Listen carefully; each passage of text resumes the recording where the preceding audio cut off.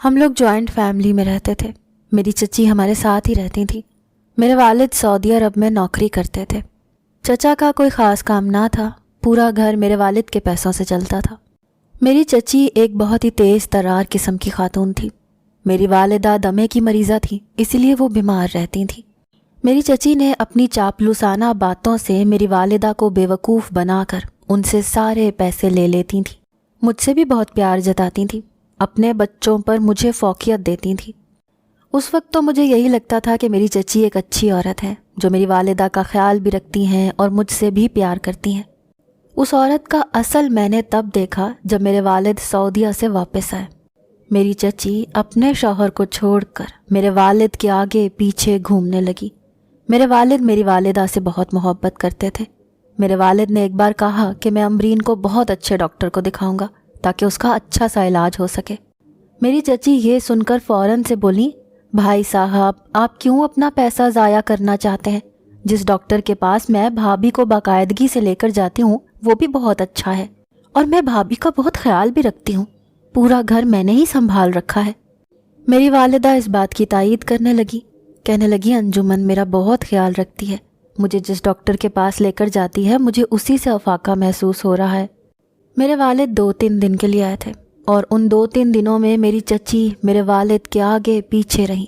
بھائی صاحب یہ، بھائی صاحب وہ کہہ کر انہوں نے اچھا خاصا پیسہ میرے والد سے بٹور لیا تھا۔ چچا کا بھی شاید یہی مقصد تھا، اسی لیے وہ چچی کو روکتے ٹوکتے نہیں تھے۔ میرے والد نے لاکھوں روپے میری چچی کے حوالے کر دیے تھے اور خود واپس سعودی عرب چلے گئے۔ ایک بار میری لڑائی اپنی کزن سے ہو گئی۔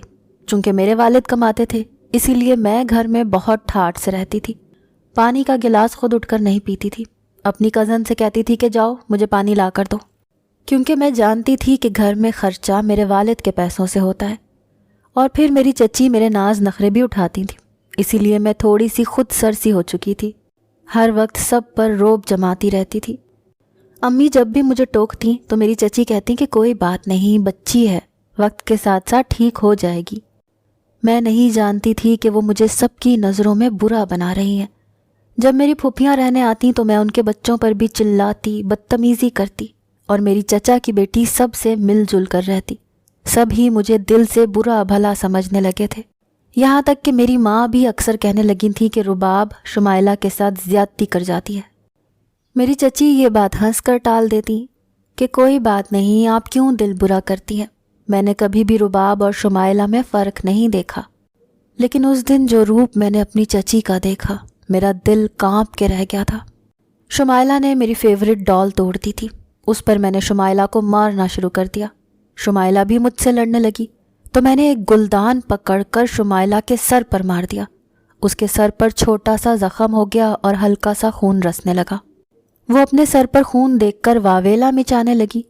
چچی نے جب بیٹی کے سر سے خون بہتے دیکھا تو مجھے اندھا دھند مارنا شروع کر دیا۔ میں تو ان کے بدلے ہوئے رویے پر ٹھیک سے حیران بھی نہیں ہو پائی تھی کہ انہوں نے مجھے مار مار کر زخمی کر ڈالا۔ کہنے لگی کب سے تمہیں برداشت کر رہی ہوں، تم ہوتی کون ہو میری بیٹی کو مارنے والی؟ میں تو ان کا یہ رویہ دیکھ کر بری طرح سے ڈر گئی تھی۔ میرے ہونٹ کے پاس گہرا زخم ہو چکا تھا۔ میری والدہ نیند کی دوا کے زیر اثر گہری نیند سو رہی تھی۔ میں روتے ہوئے اپنے کمرے میں آ گئی۔ امی سو رہی تھیں، میں نے جا کر امی کو جگا دیا۔ امی میرا بگڑا زخمی چہرہ دیکھ کر گھبرا گئیں اور اٹھ کر بیٹھ گئیں۔ مجھے سینے سے لگا لیا، میں نے انہیں ساری بات بتا دی۔ میری والدہ اٹھ کر کھڑی ہو گئیں اور میری چچی کے پاس مجھے لے کر گئیں۔ چچی اپنی بیٹی کے سر پر پٹی باندھ رہی تھیں۔ میری والدہ کہنے لگی کہ تم نے رباب کو اس طرح سے کیوں مارا ہے؟ وہ کہنے لگی اس نے میری بیٹی کو خون و خون کر دیا تھا، اسی لیے، اور اگر آئندہ اس نے شمائلہ پر اپنا حکم چلانے کی کوشش بھی کی تو میں اس کا اس سے بھی زیادہ برا حشر کروں گی۔ وہ طیش میں بول رہی تھی۔ امی نے کہا ٹھیک ہے، پھر اپنا انتظام کہیں اور کر لو۔ ٹھیک ہے، میں مانتی ہوں کہ رباب نے اچھا نہیں کیا، لیکن تم نے تو میری بیٹی کا منہ ہی بگاڑ دیا ہے۔ چچی کہنے لگی آپ کو میرا احسان ماننا چاہیے کہ میں آپ دونوں کو پال رہی ہوں اور آپ لوگ میرے ہی سر پر چڑھ رہے ہو۔ میری والدہ تو اسے دیکھ کر حیران تھی، غصے کے مارے سانس پھولنے لگا۔ کہنے لگی یہ میرے شوہر کا گھر ہے، چلو نکلو یہاں سے، ساری کمائی میرا شوہر بھیجتا ہے جس پر تم لوگ مالک بنے بیٹھے ہو۔ میری والدہ کا سانس اکھڑنے لگا، میری چچی ہنسنے لگی، کہنے لگی تم تو اس قابل بھی نہیں ہو کہ مجھ سے بات کر سکو۔ میری والدہ کے غصے کے مارے مزید سانس بگڑنے لگا۔ شاید چچی جان بوجھ کر میری ماں کو غصہ دلا رہی تھی۔ میری والدہ مجھ سے کہنے لگیں کہ میرا نیبیولائزر لا کر دو۔ میں جلدی سے امی کے کمرے میں چلی گئی۔ جب تک میں واپس آئی امی بری طرح سے کانپ رہی تھیں، ان کا تنفس بری طرح سے چل رہا تھا۔ میں نے جلدی سے انہیلر اپنی والدہ کو دینا چاہا، لیکن وہ میری چچی نے چھین لیا اور مجھے دھکا دے دیا۔ میں زمین پر جا کر گری تھی۔ پھر میری ماں کو کہنے لگی، میں تمہیں اپنی جاننے والی ڈاکٹر کے پاس لے کر جاتی تھی جو تمہیں سلو پوائزن کے انجیکشن لگا رہی تھی۔ تم اندر سے آدھی سے زیادہ مر چکی ہو اور باقی کا اب میرے سامنے انہیلر نہ ملنے پر مرو گی۔ میں اپنی چچی کی صفاقی دیکھ کر ششدر سی رہ گئی تھی۔ میں زمین سے اٹھ کر چچی کے سامنے کھڑی ہو گئی۔ میری والدہ کا سانس اکھڑنے لگا تھا۔ میں رونے لگی کہ میری والدہ کو انہیلر دے دو، لیکن میری چچی بے حسی کی تصویر بنی میری ماں کو پل پل مرتے دیکھ رہی تھی۔ میری ماں کی حالت بگڑنے لگی تھی، وہ اب زمین پر گر گئی۔ میں اپنی والدہ کو سنبھالنے لگی۔ میری والدہ سے سانس نہیں لیا جا رہا تھا۔ میں رونے لگی، تڑپنے لگی، امی امی کہہ کر پکارنے لگی، لیکن امی کے ہاتھ پاؤں ٹھنڈے ہونے لگے تھے۔ میں بار بار چچی سے کہہ رہی تھی کہ میری ماں کو انہیلر دے دو، لیکن اس صفاق عورت نے نہیں دیا۔ میری ماں کے منہ سے جھاگ سی نکلنے لگی تھی، ان کا چہرہ نیلا پڑنے لگا، وہ چیخنے چلانے لگی، لیکن میری چچی میری بے بسی پر ہنستی رہی۔ میری ماں میرے سامنے دم توڑ گئی۔ میں یہ دیکھ کر ہی غش کھا کر بے ہوش ہو گئی۔ میں 12 سالہ بچی جس کے سر سے ماں کا سایہ اس کی چچی نے بڑی بے رحمی سے چھینا تھا۔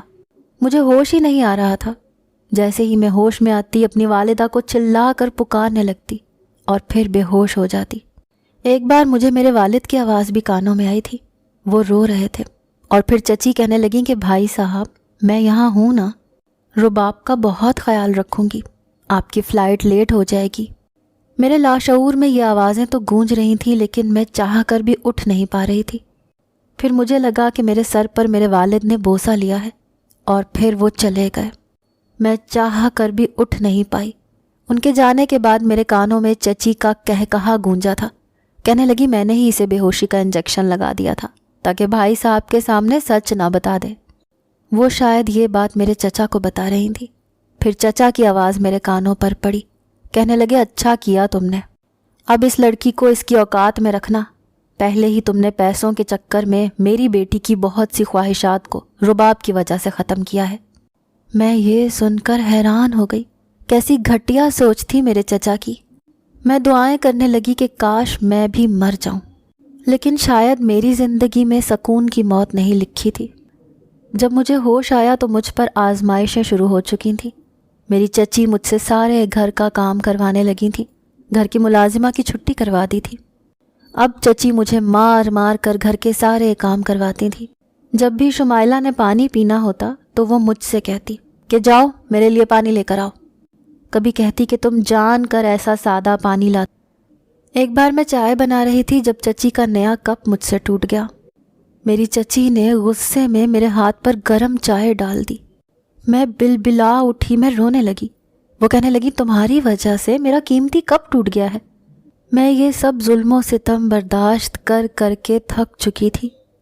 ایک بار میں نے موقع پا کر چچا کا موبائل لے لیا اور اپنی ساری بات والد کو بتا دی۔ وہ کہنے لگے تم فکر نہ کرو، میں انور سے کہتا ہوں تمہیں سعودیہ میرے پاس بھیج دے۔ یہ سن کر میں خوش ہو گئی تھی۔ اگلے روز میرے چچا کام سے گھر آئے تو چپ چپ سے تھے۔ میری چچی سے کہنے لگے بھائی صاحب نے اس بار خرچہ دینے سے انکار کر دیا ہے، کہہ رہے ہیں کہ رباب کو سعودیہ میرے پاس بھجوا دو۔ یہ سن کر جہاں مجھے خوشی ہوئی تھی وہیں میری چچی پریشان سی ہو گئی۔ کہنے لگی یہ بیٹھے بٹھائے بھائی صاحب کے دل میں کیسے بیٹی کے لیے اتنی محبت جاگ اٹھی۔ چچا کہنے لگے اب وہ رباب کو بلا رہے ہیں تو بھیجنا تو پڑے گا۔ میں دل ہی دل میں خوش ہو گئی تھی کہ اچھا ہے میں اپنے والد کے پاس چلی جاؤں گی۔ پہلے تو میری چچی نے میرے والد صاحب کو بہت سمجھانے کی کوشش کی کہ آپ رباب کو یہیں رہنے دیں، لیکن میرے والد نہیں مانے۔ میری چچی اب مجھے گھور گھور کر دیکھنے لگی۔ وہ تو مجھ سے ساری زندگی ملازمت کروانا چاہتی تھی، لیکن ان کی یہ کوشش ناکام ہو گئی تھی۔ चंद दिन बाद ही मेरी टिकट भी बनकर आ गई। लेकिन न जाने क्यों उस दिन मेरी चची बहुत खुश थी। मुझे गले लगाकर कहा कि मेरी तरफ से अपना दिल साफ कर लेना, मैं तो तुम्हारा भला ही चाहती थी। मैंने कुछ नहीं कहा, मुझे तो बस अपने वालिद के पास पहुंचने की जल्दी थी। लेकिन मुझे नहीं मालूम था कि मेरे साथ कौन सा घिनौना खेल मेरी चची ने खेला है। मैं जैसे ही एयरपोर्ट पर पहुंची तो मुझे लेने के लिए एक अरबी आया था। उसने अपने मोबाइल से मेरी तस्वीर देखी थी। कहने लगा, मुझे तुम्हारे वालिद ने भेजा है, चलो मेरे साथ। मैं उस वक्त कम उम्र सी बच्ची थी, फिर अकेली सफ़र करके दियारे गैर में आई थी, इसीलिए उसकी बात को सच समझकर उसके साथ चली गई। लेकिन उस वक्त मेरे होश उड़ गए जब वो अरबी मुझे एक बंगले में ले गया। वहाँ और भी बहुत सी लड़कियाँ मौजूद थीं, लेकिन वो सभी 20 साल और उससे ऊपर की उम्र की थीं। मैंने उस अरबी से पूछा कि मेरे अब्बू कहाँ हैं, तो वो हंसने लगा। कहने लगा, तुम्हारे चचा ने तुम्हें मुझे बेच दिया है और मुझसे लाखों रुपए लिए हैं, इसीलिए भूल जाओ अपने अब्बू को। मैं तो उसकी बात ही ठीक से समझ नहीं पाई थी, वो क्या कह रहा था। भला कोई मुझे कैसे बेच सकता था? मैं कोई चीज़ तो ना थी, एक जिंदा जीती जागती इंसान थी। लेकिन मुझे उस उम्र में क्या मालूम था कि हमारे मुआशरे में हर चीज़ बिकती है और औरत तो एक ऐसी हस्ती है जो रोज़ बिकती है। मैं रोने लगी। वो अरबी मुझे उन लड़कियों के पास छोड़कर चला गया। वो लड़कियां शायद जिस्म फरोशी की आदी हो चुकी थीं। मेरे रोने पर हंसने लगी। कहने लगी, भूल जाओ कि तुम्हारा कोई घर भी था। तुम मर तो सकती हो लेकिन यहाँ से बाहर नहीं निकल सकती। चंद दिन तो मेरे रो धोकर गुजरे थे। उसके बाद वो लड़कियां मुझे अच्छे कपड़े पहनाकर मुझे सजाने संवारने लगी। पहली बार 12 साल की उम्र में मेरे पाँव में घुंघरू बांधे गए थे। मुझे रक्स सिखाया जाने लगा। 1 साल वो मुझे रक्स सिखाती रहीं। उसके बाद वो मुझे अपने साथ रक्स की महफिल में ले जाने लगी। मैं 13 साल की थी जब पहली बार मेरी अस्मत का सौदा किया गया था। सामने वाला शख्स जो मेरा सौदागर था वो मेरे बाप से भी बड़ी उम्र का था। मेरी एक रात की कीमत लाखों रियाल में दी गई थी, लेकिन मैं हर बात से अनजान थी। जब वो शख्स मुझे कमरे में लेकर गया तो मुझे खौफ सा आने लगा। जब वो मेरे करीब आने लगा तो मैं उससे अपना आप छुड़वाने लगी, उसे नोचने लगी। उसके बाद तो जैसे वो शख्स वहशी जानवर बन गया। मुझे मुगलियात बकने लगा और मेरे साथ गैर इंसानी सलूक करने लगा। मुझे मारता भी रहा और मेरे साथ ज्यादती भी करता रहा। मुझसे उस शख्स ने उस रात की कीमत भी पूरी वसूल की थी। सुबह तक मैं बेजान वजूद थी। मुझे पहली बार 13 साल की उम्र में मालूम हुआ था कि औरत किस लिए बिकती है। मुझे मर्द के नाम से भी नफरत होने लगी थी। मैं हर बार एहतजाज करती थी, इसीलिए अब मुझे नशे के इंजेक्शन लगाए जाने लगे। फिर मुझे कुछ भी होश नहीं रहती थी। लेकिन 1 साल में ही मेरी रंगत पीली पड़ चुकी थी। मेरी सेहत ख़राब रहने लगी थी। एक लेडी डॉक्टर आती थी और मुझे ड्रिप्स लगाकर चली जाती थी। मुझे कुछ भी हजम नहीं हो रहा था। जब मुझे एक लड़की के मुंह से ये मालूम हुआ कि मैं हामला हो चुकी हूँ। 14 साल की उम्र में मैंने दुनिया का वो सफ़ाक रूप देखा था कि मेरी रूह तक घायल हो चुकी थी। मुझे मजबूरन हॉस्पिटल लेकर जाया गया ताकि मेरा अबॉर्शन किया जा सके। मैं एक नई अजियत से मुतारिफ हुई। मुझे कई दिन तक होश नहीं आया था। मेरे दिल से हर वक्त अपने चचा और चची के लिए बद्दुआएं निकलती थीं। वक्त आगे बढ़ने लगा। अब मुझे दूसरे मुल्कों में भी भेजा जाने लगा क्योंकि मैं खूबसूरत थी, इसीलिए मेरी कीमत लोग अच्छी लगाते थे। मेरी उम्र 18 साल हो चुकी थी जब मुझे दुबई के एक होटल में भेजा गया। मुझे 15 दिन तक अपने गाहकों का जी बहलाना था। दुबई के बार में मैं नशे में चूर नाजेबा लिबास पहने नाच रही थी जब एक नौजवान मेरे साथ डांस फ्लोर पर नाचने लगा। कहने लगा, अगर तुम मेरे साथ चलो तो मैं तुम्हें इस रात की डबल कीमत दूंगा। मैंने कहा कि मैं किसी के मातहत काम करती हूँ और मुझे इस होटल से बाहर जाने की इजाज़त भी नहीं है, और मुझे जिन लोगों के लिए बुलाया गया है मैं उनकी कड़ी निगरानी में हूँ, इसलिए वो किसी और के पास चला जाए। लेकिन वो ना माना। मेरे मालिक से बात करने लगा। वो शायद बहुत अमीर माँ बाप की बिगड़ी हुई औलाद था। मेरे मालिक के इनकार पर भी बहस करने लगा। न जाने उसने अपनी जेब से निकाल कर कौन सा स्प्रे किया, पूरे क्लब में धुआं सा छा गया। किसी को कुछ भी नज़र नहीं आ रहा था। میں خود اس دھوئیں کی زد میں آ چکی تھی جب میرا ہاتھ کسی کی مضبوط گرفت میں جکڑا گیا۔ میں سوکھے پتے کی مانند اس کے ساتھ چلنے لگی۔ کچھ ہی دیر میں ہوٹل سے میں اسی لڑکے کے ہمراہ باہر آئی تھی۔ وہ مجھے پارکنگ ایریا میں لے گیا۔ میں اس سے اپنا ہاتھ چھڑوانے کی کوشش کر رہی تھی، لیکن وہ مجھے اپنی گاڑی میں زبردستی بٹھا چکا تھا۔ میں نے کہا، تم مجھے زبردستی کہاں لے جا رہے ہو؟ وہ لوگ تمہیں چھوڑیں گے نہیں، مار ڈالیں گے، ان کے ہاتھ بہت لمبے ہیں۔ لیکن اس نے میری ایک نہیں سنی اور مجھے ایک فلیٹ میں لے گیا جہاں پہلے سے ایک لڑکی موجود تھی۔ اسے دیکھ کر مجھے یہ لگا جیسے یہ لڑکی میں نے پہلے بھی دیکھی ہے۔ وہ لڑکی بھی کال گرل تھی۔ اس لڑکے نے اپنی جیب سے چند نوٹ نکال کر اس لڑکی کے منہ پر مارے اور کہا کہ جاؤ یہاں سے، آج کی رات میں اس لڑکی کے ساتھ گزارنا چاہتا ہوں۔ وہ لڑکی وہاں سے چلی گئی۔ وہ نوجوان نشے میں دھت تھا، مجھے اپنے کمرے میں لے گیا، کہنے لگا میں نے تم جیسی حسین لڑکی پہلے کبھی نہیں دیکھی۔ وہ اس قدر نشے میں تھا کہ میری تعریف کرتے کرتے ہی نیند میں جا چکا تھا۔ پہلے میں نے یہی سوچا کہ وہاں سے بھاگ جاؤں، پھر میں نے سوچا کہ آج کی رات میں سکون سے گزار سکتی ہوں۔ اگر بھاگی تو یقیناً پکڑی جاؤں گی، اور اگر واپس چلی گئی تو رات عذاب ناک گزرے گی۔ یہ تو ویسے بھی سو چکا ہے، اگر کل کو یہ پکڑا بھی گیا تو بات مجھ پر تو نہیں آئے گی، کیونکہ وہ مجھے زبردستی یہاں لایا تھا۔ میں اس کمرے میں موجود ایک صوفے پر لیٹ کر سو گئی۔ صبح جب میری آنکھ کھلی تو وہ شخص بیڈ پر لیٹا مجھے دیکھ رہا تھا۔ مجھے جاگتا دیکھ کر میرے پاس آ گیا، کہنے لگا تم ہوش ربا حسن کی مالک ہو، میں تم سے شادی کرنا چاہتا ہوں۔ اس کی بات سن کر میں اچنبھے میں آ گئی۔ میں اور شادی؟ وہ کہنے لگا میں بہت امیر باپ کا بیٹا ہوں، اسی لیے میرا کوئی کچھ نہیں بگاڑ سکتا۔ تم میرے ساتھ رہو گی تو روز کی اذیت سے بھی بچ جاؤ گی۔ میں اس کی بات مان گئی۔ میں نے اس کے ساتھ نکاح کر لیا۔ وہ نوجوان مجھ سے بہت محبت کرتا تھا۔ ابھی تک تو میں اس کے فلیٹ میں ہی مقیم تھی، اسی لیے وہ لوگ مجھے ڈھونڈ نہیں پائے تھے۔ میری شادی کو چند ماہ ہی گزرے تھے کہ میں نے جواد کو ساری سچائی بتا دی۔ یہ چند ماہ میں نے زندگی جی تھی۔ مجھے لگتا تھا کہ میں انسان ہوں، لیکن شاید جن لوگوں میں پھنس چکی تھی وہ لوگ جان سے تو مار دیتے ہیں، لیکن اس لڑکی کو چھوڑتے کبھی نہیں ہیں۔ جواد اپنے کسی کام سے باہر گیا تھا جب میرے فلیٹ کا دروازہ کھٹکھٹایا گیا۔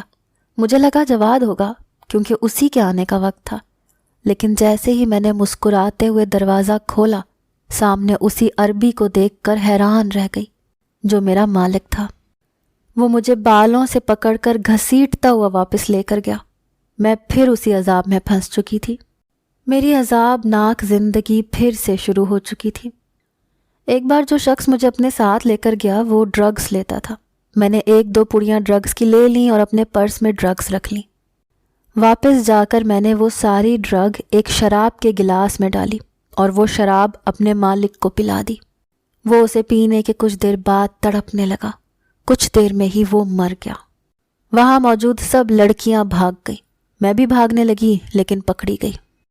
مجھے اس عربی کے ان دوستوں نے پکڑ لیا تھا جو لڑکیوں سے غلط کام لیتے تھے۔ مجھے دوبارہ سے وہی کام کرنا پڑا۔ ایک بار مجھے ایک ہوٹل میں بھیجا گیا۔ جب میں وہاں سے واپس آئی تو مجھے وہی لڑکی نظر آئی جو اس دن جواد کے گھر پر تھی۔ میں نے اس سے جواد کے بارے میں پوچھا تو وہ کہنے لگی کہ وہ نام نہیں جانتی، لیکن اب وہ اس کا گاہک نہیں ہے۔ کہنے لگی کہ وہ بھی پاکستان سے ہے۔ جب میں نے اس سے اس کی پچھلی زندگی کے بارے میں پوچھا تو کہنے لگی کہ اسے اس کے والدین کے جرم کی سزا مل رہی ہے۔ اس کے والدین نے اپنی ہی بھتیجی کے ساتھ یہ ظلم کیا تھا کہ اسے ایک عربی کے ہاتھوں فروخت کر دیا تھا، لیکن اس کے بعد میری ماں کو دمہ ہو گیا۔ میرے باپ نے دوسری شادی کر لی، اسی لیے اپنا اور اپنی ماں کا پیٹ پالنے کے لیے میں دبئی آ گئی اور یہ دھندا کرنے لگی تاکہ اپنی ماں کا علاج کروا سکوں۔ لیکن یہاں آ کر بری طرح ایسے لوگوں میں پھنس گئی کہ پیچھے کی خبر تک نہ رہی۔ ابھی کچھ دن پہلے ہی پتہ چلا ہے کہ میری ماں ایڑیاں رگڑتے رگڑتے مر گئی ہے۔ میرے سامنے میری کزن شمائلہ کھڑی تھی۔ چچا چچی نے جو کچھ میرے ساتھ کیا تھا وہی ان کی بیٹی کے ساتھ ہوا تھا۔ میں وہاں سے واپس آ گئی۔ میں نے جواد کو ڈھونڈنا شروع کر دیا۔ ایک دن اچانک سے مجھے میرے والد ایک ہوٹل میں کھانا کھاتے نظر آ گئے۔ میں ان کے پاس چلی گئی۔ میں رونے لگی۔ میں انہیں بتانے لگی کہ میں ان کی بیٹی ہوں۔ میرے منہ سے سچ سن کر وہ ہونک رہ گئے۔ پھر وہ مجھے اپنے ساتھ اپنے گھر لے گئے۔ میں اپنے باپ کے ساتھ ان کے گھر چلی گئی۔ چند ماہ میں جواد کو ڈھونڈتی رہی۔ میرے والد نے بھی میری مدد کی۔ ایک دن مجھے وہ بھی مل گیا اور وہ بھی مجھے ہی ڈھونڈ رہا تھا۔ مجھے دیکھ کر وہ خوش ہو گیا۔ میں جواد کے ساتھ اب ایک خوشحال زندگی جی رہی ہوں، لیکن آج بھی جب اپنا ماضی یاد آتا ہے تو میری حالت غیر ہونے لگتی ہے۔ میں 5 وقت کی نماز پڑھ کر اللہ سے توبہ کرتی ہوں، اپنی حفاظت کی دعا بھی کرتی ہوں۔